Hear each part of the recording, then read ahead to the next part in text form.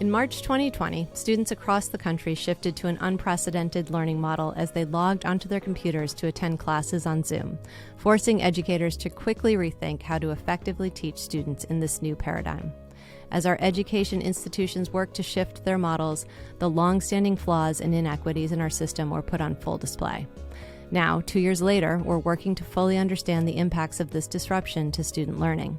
What has happened to our students over the past 2 years? What have we learned from this experience? And what changes are necessary in order to prepare today's students to succeed in this fast-changing world?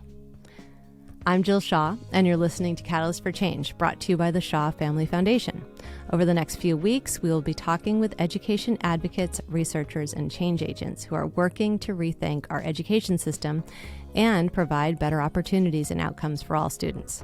Today, I'm joined by Sal Khan, founder of Khan Academy and one of the most well-known education innovators in the world, to talk about his groundbreaking work in providing a free, world-class education to anyone, anywhere. Sal, it's very nice to have you with us today. Thank you so much for joining me. Thanks for having me. Great.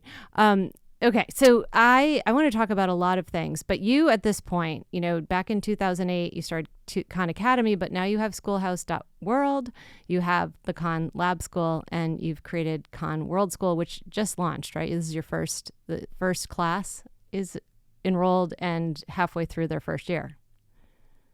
That's right. So I want to talk about how all of those things are going, but it made me wonder, given that you've got, school, physical school, big virtual school, who needs a different school from the school that they have today? As you just think about it in macro, here in the United States, around the world, what percentage of the population needs a different school? I think nearly everyone could benefit from a different way of learning, whether that is their existing school changes a bit or they go to another one. And a lot of the principles that I've been a little bit of the Pied Piper for the past 10, 15 years is this idea that students should be able to master things. And all that means, mastery learning sounds fancy. All it means is that you always have the opportunity and incentive to improve your learning. And it's as simple as in a traditional system, kids have some lecture and homework, then they take a test. If you get a 70 or 80% of the test, or even if you fail that test, the class will move on to the next concept, even though that concept's probably going to build on that gap that the assessments just showed that you have. And that keeps happening. And that's why so many students have, especially in math courses, but I would say in almost all courses, eventually hit a wall when they get to algebra or they get to calculus. The majority of students in the US, when they go to 4-year or 2-year college, don't even place into college algebra. So mastery learning gets enforced the first time in their life when they're about to go to college, and they say, wait a second, you're not even ready to learn algebra yet. College algebra is really just 9th or 10th grade math. Right. It should have been done. And instead of 9th or 10th grade people saying, hey, let's make sure you know the prerequisites, now all of a sudden the colleges are making you do middle school math. So the thing that everyone could benefit from is, can you give everyone the opportunity, incentive to fill in their gaps? Can you let them learn at their own time and pace? Can the classroom environment become less passive and more active? We all know you learn when you actually do things and you try things, and you sometimes fail, and failure shouldn't be stigmatized, and you pick yourself up and you learn from those failures. If we can adapt existing schools to go in that direction, and I know a lot of educators want to go there, if we can kind of release some of the constraints around them, but we also know that there's opportunities, and this is why I started a physical school here in Mountain View where my kids go. This is why we started the World School, which anyone could go to, but it's free for anyone in Arizona because it's also in Arizona a charter school. Is to see what you can do with the school if you really quadruple down on these ideas, because we do see other things happening. Because if students are able to learn more that way, their curiosity isn't squashed. They have more time for their passions, and they're learning more faster. And then things like schoolhouse.world is just another layer of support on Khan Academy allows the personalization, the mastery, but we know the human support's important. Ideally, you get that from your school or your classroom, but then if you don't, you can also get that from schoolhouse.world with free tutoring. Right. So, and I guess there's two things that you make me think of there then. Mastery learning, you've talked about it for a very long time. And I think it probably makes sense to most educators when you talk to them. It probably makes sense to most students when you talk to them. What is keeping us from just moving to an academic methodology where public schools, private schools are using mastery learning? Is it the end game, like the SATs and the ICEs and the way that we do admissions into college, that there's just no way for everybody to be at the same place unless we leave a bunch of kids behind? I would say that, your traditional exams or gateways to get into college or jobs actually are very much mastery or competency based. Your AP exams, your IBs, your SATs, ACTs. I think there's a disconnect. Look, our current school system was developed during the Industrial Revolution, during the Victorian era, where folks said, all right, we're going to do something which was, in all fairness, very, very forward thinking, which is let's give everyone school. That wasn't the case for most of human history. So they said, let's give everyone school. It's the Industrial Revolution. But how are we going to do that? Well, we're going to do it the same way we run the trains, the same way that we operate the factories in the Industrial Revolution, batch things together, have a very well-defined process, which we now call curricula. And, we have these checkpoints. And in those checkpoints, some kids are going to get it. Some kids aren't. The kids that aren't, well, the assembly line can't be slowed down. Let's just keep it going forward. And, the kids that start to really not get it, well, those are going to be sorted into certain careers, while the kids that the paint stuck, so to speak, well, they're going to be able to go into the knowledge economy. That's not kind of an acceptable thing anymore, but we've just had the inertia of the system. So when you talk about the constraints today, and, we face these when we do ConLab School and ConWorld School, is that you have all sorts of regulation. Like if you look at any state college system, they'll say that the student needs 3 years of math, 3 years of English. Mm-hmm. They're not saying the student needs to understand algebra. They're not saying the student needs to be able to write at a, freshman college level. So a competency, I think it's a very easy change. If you changed all of these requirements to a competency requirement, that like I don't care if it takes you 2 weeks or 20 years, just learn algebra. I don't care if it takes you 2 weeks or 20 years, learn to write, then that becomes much more in line with this type of a framework. That's what the colleges care about. That's what employers care about, is just, do you know it or do you not know it? Not how long you sat in a seat. So now we kind of just play the game of like, okay, let's just have the kids sit in a chair and we'll let the curriculum wash over them for 3 or 4 years. And then we know where we're ending up, 70 or 80%, even though they took classes called algebra, geometry, algebra 2. Some of them even took pre-calculus and calculus. 80%, 70%, the college are saying, you're not even ready to learn algebra yet. What are you doing the last 6 or 7 years? And so we know it's broken. So how does that play out the lab school?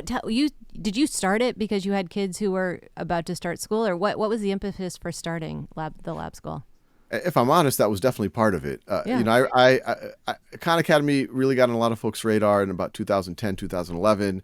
2011, I wrote a book, The One World Schoolhouse. The first third of the book was, how did the education system get to where we are? And, I just kind of gave a summary of it. Yeah. The middle third was, how did I get into this? And, me tutoring my cousins, leading to Khan Academy, et cetera, et cetera.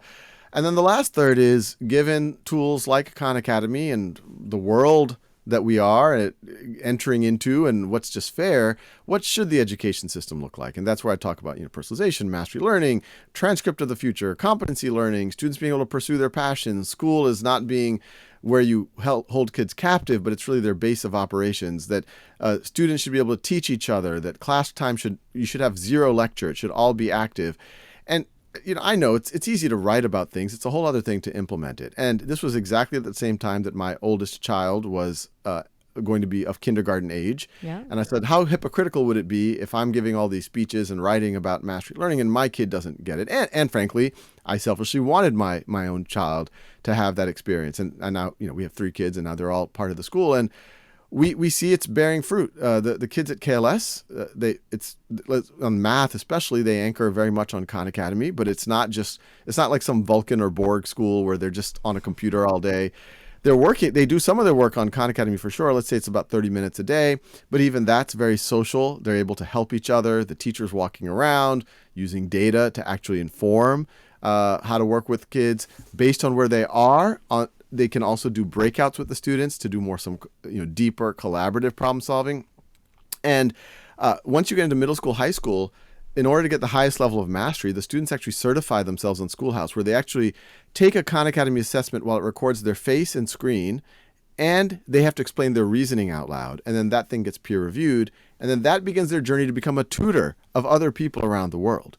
And these students, I just put a LinkedIn post yesterday. We just got some data that about 2/3 of our students are getting, on average, about 1.6 to 1.7 grade levels per year. Another almost 1/3 of our students are getting more than 2 grade levels a year. And the quote laggards, about 5%. So the quote, in terms of growth, the bottom 5% of our students are only getting 1.5 grade levels per year. So this is as compared to, when you say grade levels, that would be what constitutes a grade level in a traditional American school? Exactly right. And what's interesting is the public data on what's happening in public schools is that the teachers are trying to cover a grade level, but what's actually being measured by standardized test scores is that students are getting about 0.7 grade levels per year, which completely gels with the data I just told you about college remediation, because after 12 years of school, most kids are operating at a 7th grade level. Wow, that's so wild. And I would imagine summer melt plays into that too. Absolutely. One of the things that we did, when you start your own school, you can challenge even the calendar. So we spread out the calendar over the year, so you don't have 2-3 months to just atrophy. Well, this is so interesting. So let me just go sidebar for a second. The pandemic and causing a bunch of learning loss, are people using your products to, if it has that big a jump in terms of advancing kids in math, are schools using that to help solve the learning loss problem? Yes and no. They could. We have on the order of 15, 20 million folks come to our site every month, and half of those are what we call teacher directed. So there are hundreds of thousands of teachers who are getting their students to use Khan Academy. With that said, it isn't mainstream. If you were to just drop into a random American classroom, it's likely that the students or the teachers have used us, maybe for a little bit of help here or there, but not use us in a consistent way. And so that's why we've created something we call our district offering, where we go to districts. We're like, look, we have 50 plus efficacy studies that all show the same thing. If places like Khan World School and Khan Lab School, the students are able to do 30, 40 minutes a day. But our efficacy studies show that if students are able to put in even 30 to 40 minutes a week, that they're growing 30, 40, 50% more than expected. And so the district said, okay, then you need to give us support, training, et cetera, et cetera. So we've gone down that road. We are doing that with school districts. And we had a study come out during, it was the 2021 to 2022 school year, which was, it was actually the 2020 to 2021 school year. So right in the heart of the pandemic. Yeah. And this was a study with 200,000 students in mainstream public schools. The classrooms where the students got to the level of engagement of this roughly 18 hours over a year, so about 30 to 60 minutes a week. Yeah. Those students, the 8th graders, for example, they grew 40% faster than pre-pandemic norms, while the students who weren't doing that were shrinking by 15% relative to pre-pandemic norms. So they were growing almost 60, 70% faster just off of 30, 60 minutes. And a lot of folks are like, is this magical? And it's not, because if you really were to sit with a stopwatch and observe a student over the course of a week in a traditional math class, if you look at the number of actual problems they do that's actually at their learning edge, that they actually should work on, that they actually get feedback on, and then get to reflect on that feedback and do it again, it's almost zero. And so if you're able to get even 30 to 60 minutes where you're getting personalized practice, kind of if you're doing a sport like weak point training, and imagine trying to become a better free throw shooter if you didn't know whether you made the free throws until 2 weeks later when you took a test. And at that point, when you realize you're only a 30% free throw shooter, the whole class moves on to 3 points, right, or goes on to dribbling or ball handling or whatever else. And so so we know it can work not just in a Khan Lab School or Khan World School type environment. It is working in mainstream inner city public schools, but the key is we've got to make it work for the teacher so that we can squeeze it in 30 to 60 minutes a week, which isn't a ton. Between about 5 hours of class time a week and in many cases 2.5 to 5 hours of homework a week, there's 10 hours. So we're asking for only 5 to 10% of that to dramatically accelerate students. You would think they would be able to squeeze it in too. I mean, it's not like you're doing something, you're not asking them to squeeze in something that's outside of curriculum. Like this is straight in line with the math curriculum or whatever curriculum they're working on. That's exactly right. But, Yeah. this goes back to the earlier part of our conversation. And I definitely have deep empathy for the teachers here, because the teachers will tell you, yeah, I have kids in my class that are 2, 3 grade levels behind. But look, all I can do with this class of 30, unless I have some help, is just march through the curriculum. And so they're Right. covering a standard a day. And so it's kind of scary for them to say, well, let me take another hour to do this mastery learning stuff where some of the kids might be working on something that's maybe a prerequisite. Well, and it's also sometimes a little daunting if some of the kids are moving ahead. In a lot of Yeah. classes, we see about a third, a third, a third. A third of the kids are actually running forward and anywhere. People have stereotypes about, oh, will that happen in an inner city under-resourced school? Yes, it will. About a third of the kids, if you give them the opportunity, are going to race ahead. About Yeah. a third of the kids are going to be roughly operating at grade level, and about a third of the kids are going to need to fill in some gaps. But once again, by filling in those gaps now, they're not going to fall into this college remediation trap if they decide to go to college. Well, so it make me think about Khan Lab School and the way you described how the teachers work in that school, and what you're suggesting would equal out to something that was much more focused on mastery. It feels like it requires a different kind of teacher training than traditional teacher training today. Have you looked at that? Do you have a point of view on that? And because feels like that's a significant thing that needs to change in order to move it forward with some of this. Yes, you're probably right. Is Khan teacher training coming out next? Did I just leapfrog into your announcement for 2024? I'm just kidding. Some version of that. I think, I've given talks to tens of thousands of teachers at conferences and things, and they believe what I've just said about mastery learning and kids' gaps in their now people say unfinished learning, but it's all the Yeah. same thing. It's gaps. They see it. I mean, they live it every day. They love what we're talking about, but then when they go back to their classroom, and it is a very lonely experience, you kind of like, well, oh boy, that Sal guy said all this fancy stuff, and Khan Academy seems usable, but boy, let me just go back to what I know. And so that's what happened. So what we are working on, and we are talking to school districts, because school districts have said exactly what you said, and teachers have said, hey, I need more training, I need support, and we also need to. We're trying to make our product as streamlined, as easy to use, and time saving as possible for teachers. But we are doing things like, first and foremost, it's what's really interesting is now this generation of teachers, a lot of them grew up with Khan Academy. So Yeah. on one level, they use Khan Academy in a personalized way to learn. So that's good. And honestly, a lot of those teachers are the ones to really lean in on it now when they're in the classroom. Another thing that we hear is that, a lot of teachers, especially if you're an elementary school teacher and you're a generalist, you teach all subjects, some of them aren't super confident about their math.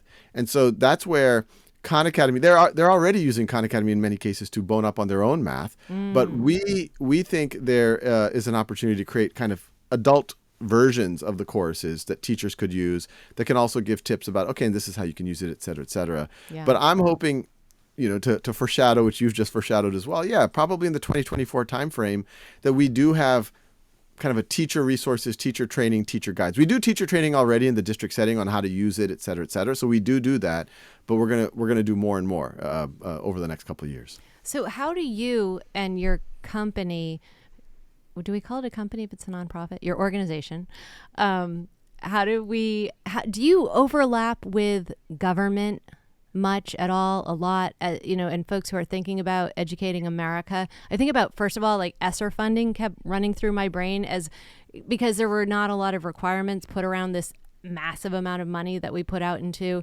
the school districts after the pandemic to solve for these things that were either caused by or proliferated by the pandemic. How do you think about, one, that big tranche of money and or several tranches of money, and then two, how much do you interact with them, and are they bought into your thinking? Are people thinking about this kind of transformation?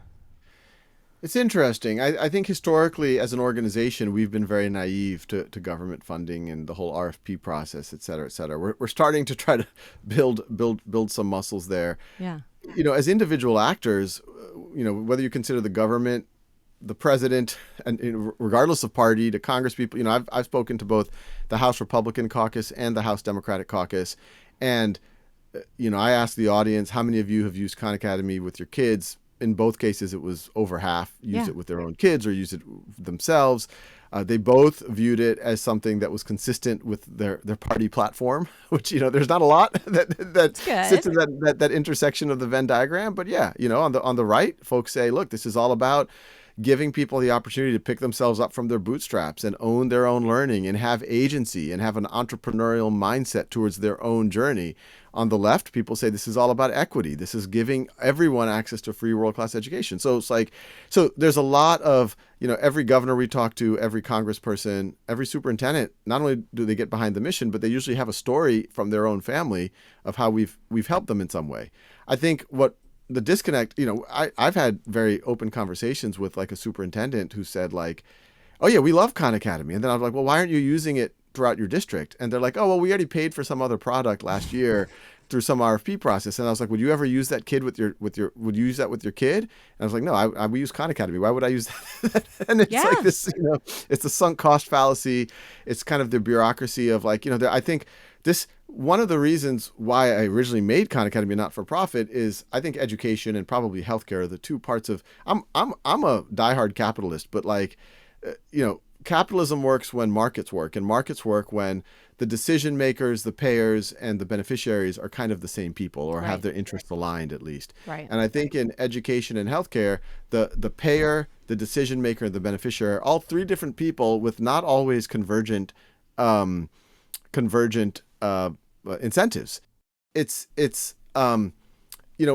I think traditional publishing companies, and there's a lot of good people at these places, and they do a lot of good things. But traditional ed tech, or even for-profit ed tech, in many cases, they quickly learn that the game you have to play is how do you checkbox for the RFP process, and so they invest a ton in that, and they probably underinvest in the product because that's where the incentive structure is.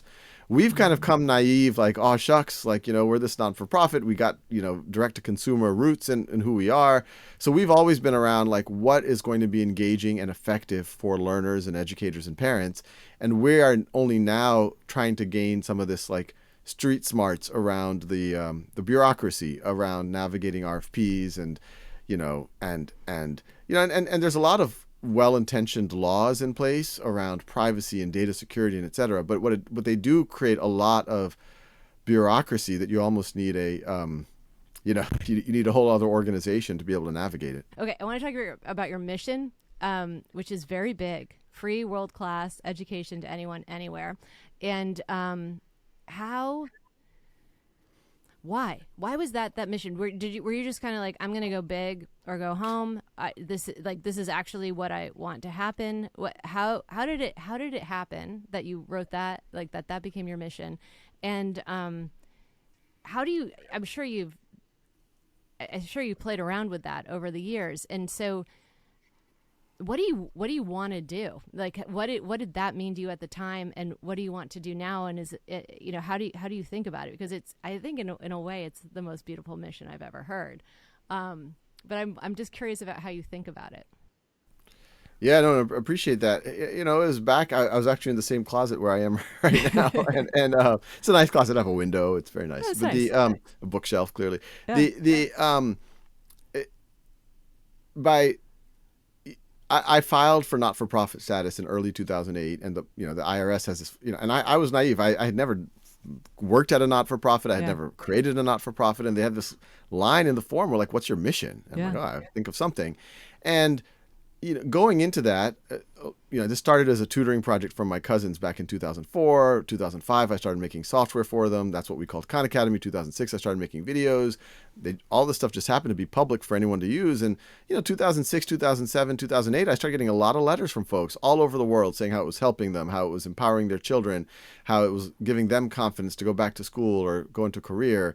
And I really felt that this should be a bit of an institution for the world. And it was delusional. I was one guy operating out of a walk-in closet. Although even at that point, I used to have a little back of the envelope calculation. Even back in 2007, on a monthly basis, we were reaching more folks than Harvard reaches I think in the last century or some, I forgot what the exact number was, but it was something like that. And now on a daily basis, we reach more than Harvard has in its history. And I'm not trying to create an equivalence. There are things that Harvard does that we don't do, et cetera, et cetera. But, Sure. Even then, the scale was very large. I read a lot of science fiction books. And I've always said, there's things like the Foundation series where the protagonist collects all of the galaxy's knowledge at that time and puts it at the periphery to prevent a dark ages or to shorten a dark ages. And I was like, why? Well, maybe Khan Academy could be that, the next, an institution for this next wave of humanity. So I got inspired by that type of thing. And I was like, why not swing for the fences? And it did feel not so delusional, and it feels even less delusional now that imagine a world where if someone just has access to a smartphone or a device, which we know are very accessible now, and they're getting more and more accessible every day, that is also their lifeline to a world-class education. They get all the core academic material from pre-K through the core of college. They can learn at their own time and pace. They can validate that they know the material. They can then be connected to opportunity. Then we have a better world. So why not go for that? Yeah, that it's more beautiful than it even was when I read it. So because you brought up the future and you're based in technology, and I don't know if you think so, it feels to me like it's really great that you're in Silicon Valley for a number of reasons, but I would imagine it's a very supportive environment for you. Yeah. I wonder, with AI coming now quickly at us, in ways that it'll impact our lives, that kind of freak certain people out. I sit on the board of a independent school here, and definitely freak some people out that ChatGPT now can produce papers that are better than, what some of their kids can produce. I think it's really interesting, fascinating, could be a massive opportunity for shifting education. How do you think about AI? Are you using it right now and in what ways? And how do you think about what the future of education, like play forward 10 years? Do things start to shift pretty rapidly because of this? It's going to force a paradigm shift, I would think. Not just 10 years, 10 days. Okay. It's happening. True. That's true. Happening fast. It's happening fast. Yeah, the genie's out of the bottle. So I think, sticking one's head in the sand and just saying, hope it goes away is not a strategy that's going to work. I to answer your second part, yes, we've actually, been looking at this very seriously, and there's a lot of really interesting things that, I'm hoping that we're going to be able to do, surprisingly good things that we're going to be able to do in the next, let's call it, year or so. But in terms of like even the ChatGPT debate, like KLS and KWS are not going to ban ChatGPT. What we're going to say is, if we really want to see how you write, like you're writing, we'll do that in real time. We'll proctor it. We'll give you 3 hours and just write. Right. Exactly. But what we also know is that in your future as an adult, you are absolutely going to use not just ChatGPT. You're going to use whatever 4 generations forward of ChatGPT is going to be. Right. And you're going to absolutely use that when you write your white papers or when you write your proposals, when you write emails. It's going to be used. And so if education, part of the education's role is to prepare you for the world that you're going to be living in, the tool shouldn't be banned. It should be embraced. Right. And I've run some experiments, and these large language models can actually allow us to think about humanities in ways that we couldn't do before in a scalable way. Yeah. Right? Like the gold standard would be, what if you could write, what if a student could write his or her story right next to J.K. Rowling, and J.K. Rowling is coaching them and they're writing it together. This is possible now. What if you could talk to one of the characters? This is possible now. What if everyone could have a Socratic dialogue about a topic that teaches them? This is possible now. So I think there's a lot to be excited about, and I think some of the disruption that is being caused by ChatGPT can easily be adapted around, because and there's so many other benefits. And I'm just scratching the surface. I could go on for hours about this. Okay, now I can imagine you would. I wish I could talk to you for hours about it. Do you think that at some point then you have AI mentors on your mentoring program? Like, do you see ways in which AI just becomes so intertwined with Khan Academy?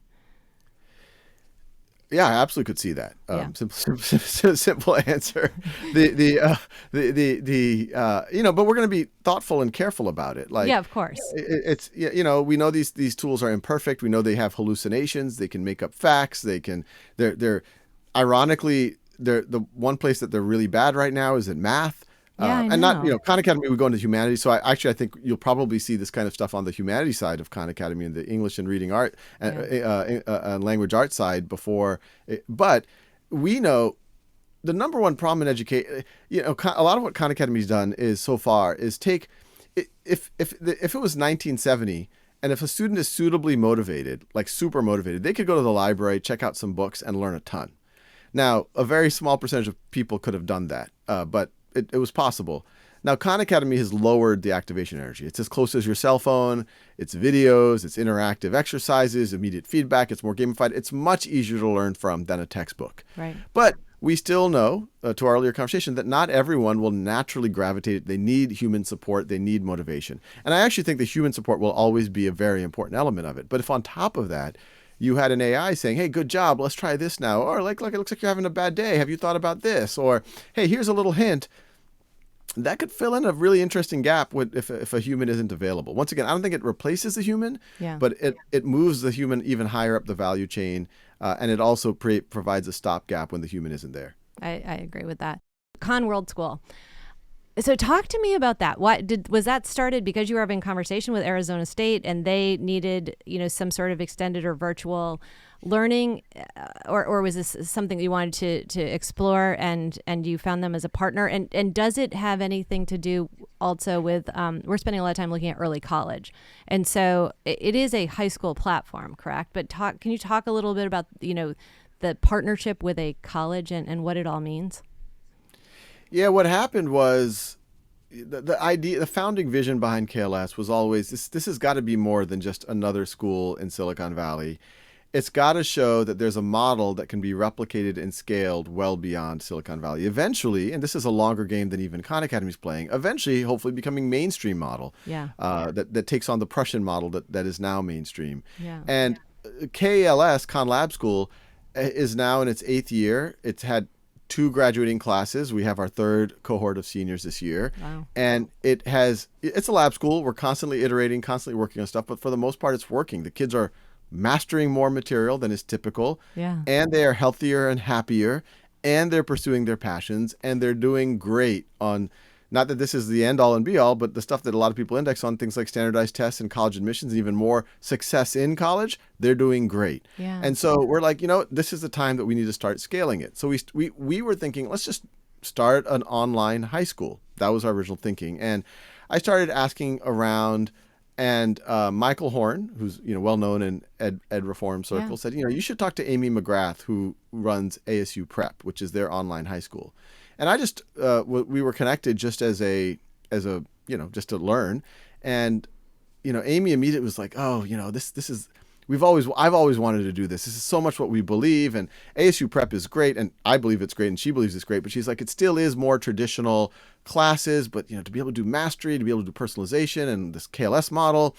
And it was a little bit, it was like a pedagogical flirtation or rom-com or something. Like by the end of the call, I was like, do you want to do this together? And then he was like, I never thought you would ask. And so I'm like, wow, this would be really incredible because, ASU Prep online, they have 10,000 or 40,000 students in some way, shape, or form. So they figured out scale. And obviously ASU is well known as a highly innovative university. Yeah. And they have a statewide charter in the state of Arizona. And so what if we created, and I think this is the first of its kind, where anyone in Arizona, you leverage the statewide charter, they go for free. But it's also available to anyone else in the world. And it's a low cost private school for anyone else in the world. And what does it cost for anyone else in the world? It costs $10,000 for anyone else. Yeah. Okay.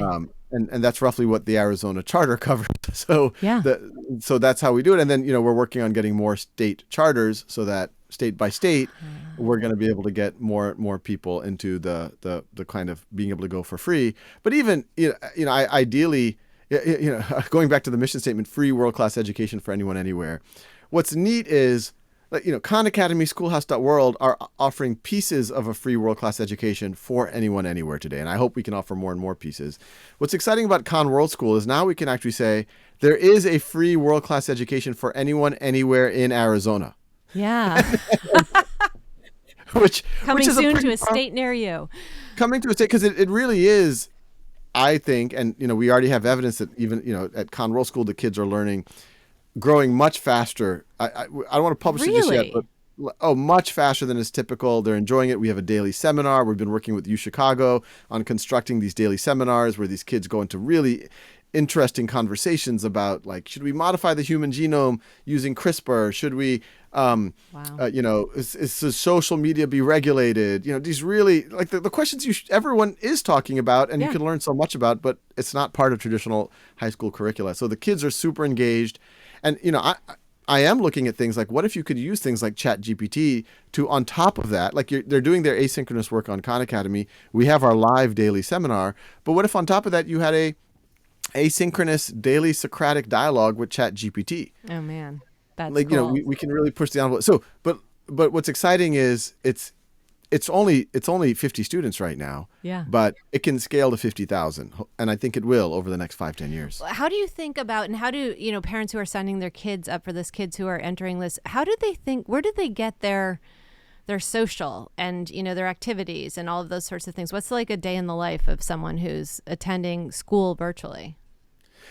And I think that is a very important question, because I think there's two ways to think about it. There's people who are going to attend virtual school one way or the other. Like they could be homeschooled, they could be in a very athletes. They're athletes, child actors, or maybe God forbid they're in the hospital, or they're in a very rural place and they need to do online. And so here, just the fact that you have a daily, like, it's much more synchronous. We have synchronous pieces than your traditional online school. We definitely think 5 hours on Zoom is a bad idea. And that's why online school during the pandemic, most people hated it. Yeah. And then even that 5 hours was not particularly interactive. It was still lectures. Right. So, here the students are only doing synchronous Zoom for 1 to 2 hours a day, which is what I think is manageable. And when they're doing it, they're conversations like you and I are having versus trying to listen to a lecture.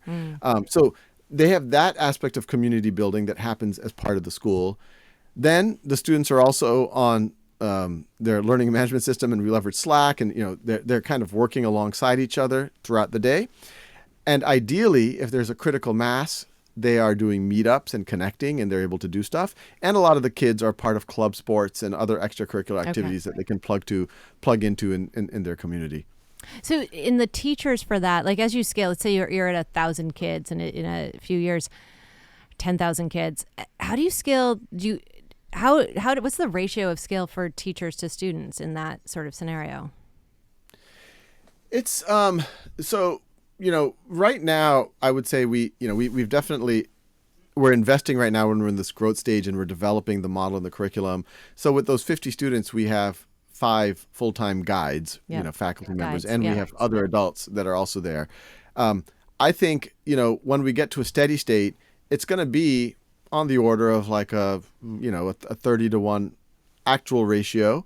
But what's interesting about that, but it's not that you're going to have, like, our seminars only have 15 students in them, because the teacher's not on all day with the same group, and the students aren't on all day with that cohort. And then the other thing that I've always been fascinated by the back of the envelope calculation of, like, if you take a school district that spends a lot, New York City Public Schools spends $40,000 per student per year. Right. They have a 25-to-1 student to teacher ratio. So 25 times $40,000 means there's $1 million per classroom. Right. Right. And they're definitely not paying the teacher $1 million. So and even if you take a school system that pays less, an Arizona, Louisiana, that's closer to about $10,000 per student per year, that means in a classroom of 25 or 30, there's $250,000 to $300,000 per classroom. Once again, the teachers, even the fully loaded cost with the pension and the benefits, is nowhere close to that. At the higher end, it might be half of that if they're paying their teachers well. And so one of the things that we try to do at Khan Lab School and Khan World School, especially as you get some scale, you need some overhead to just run the program, but try to make it as efficient as possible so that what resources are, as much of the resources as possible are not going to the bureaucracy, but are going Right. to the actual student experience with the faculty. And the other thing we try to do, and this isn't like a cost cutting measure, this is what I think is actually good for students, is giving them as much responsibility as possible. Like there's jobs that right now some adults might be doing, but like, why couldn't the kids run the social media for the school? Totally. Why couldn't the kids, do this or do that? We have and we've had this for several years now. We have students at Khan Lab School who are actual full faculty members. We have a student right now, Jay Bond, who is teaching multivariable calculus to That's peers, and excellent. he is the teacher of record for multivariable calculus. So, I mean, there's two interesting things going on there. Most schools don't offer multivariable calculus, and if they do, it isn't being taught by a 17-year-old. Yeah. Both of those things are happening. That's amazing. Do you think that as technology gets better, VR and things like that, this will just get better and better because the environment will be almost healthier? I feel like a little bit these flat screens and the light and everything that we look at all day long, that it feels like all of that is going to change, and technology will become more comfortable to us as humans. And I would imagine that only makes everything that you're talking about easier and better. Because you had mentioned health, like your kids at Khan Lab you said that, they're doing very well. There's tests, on traditional tests, they're doing very well in tests. But what struck me is you also said they're happy and healthy. And that's not what's happening in America right now. And so I find that very interesting. Yeah, I don't want to jinx it, but yeah, I think you give anyone, knock on wood, you give anyone more agency over their learning. You kind of on there's a lot of adversarial relationships that the teachers don't want it, but it kind of forms in traditional high schools. But in this school where the teachers are on your side, they're trying to just help you get to mastery. They're not going to give you a C and they say too bad. They'll say you're approaching mastery, which is the equivalent of a B or whatever. So they'll evaluate you with very high standards, but they're like, but let's talk about what we can do to get you to mastery, right? So it's like more like a coach. A coach doesn't say, oh, you suck at free throws, too bad. You're going to have trouble getting into college. They're going to say, let's keep working on the free throws. So I think that helps. The school is very collaborative. These kids, if you visit the school, you're going to see mostly kids talking to each other. They're not told not to talk to each other. They're told to talk to each other, to support each other. We say everyone a student, everyone a teacher. So there's that collaborative, supportive nature. And as soon as grades don't become like we measure, but when it's not like one time, and there's only the people's stress level goes down. They're more willing to help other people. They're more willing to mentor other people, and they have more time for doing their passions. And so that all leads to them being, I believe, healthier and happier. I don't want to jinx it. I'm sure, like every school will face issues, but it's a smaller school. So we benefit from that as well. No, that's true. It feels like there's a little bit of Montessori in you. Were you a Montessori kid? I was not, but the more I learned about Montessori, and my kids went to preschools that were flavors of Montessori. Yeah. And I have called Khan Lab School kind of Montessori 2.0. Yeah. And I think that Maria Montessori died before she really was able to implement a full high school and middle school model. Yes, right. And so a lot of people just read the tea leaves about being through in nature, and which I believe strongly as well. Totally. To make Montessori middle schools and high schools.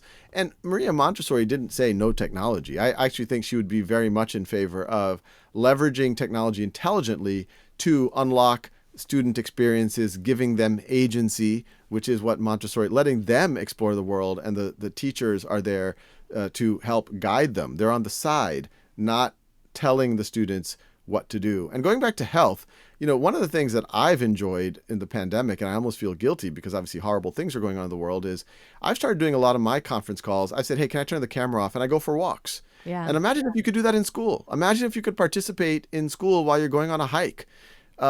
That's kind of a cool thing. And, we're encouraging kids to do that at the World School. And, I try to push the faculty and team at Khan Lab School, like, we live in Northern California. Like, we should be outside most of the time. And we are outside a lot of the time. Yeah. But that also, I think, adds to that health. That's very Montessori. So if they said we want to use AI to replicate you, would you let them? Because it feels like we should.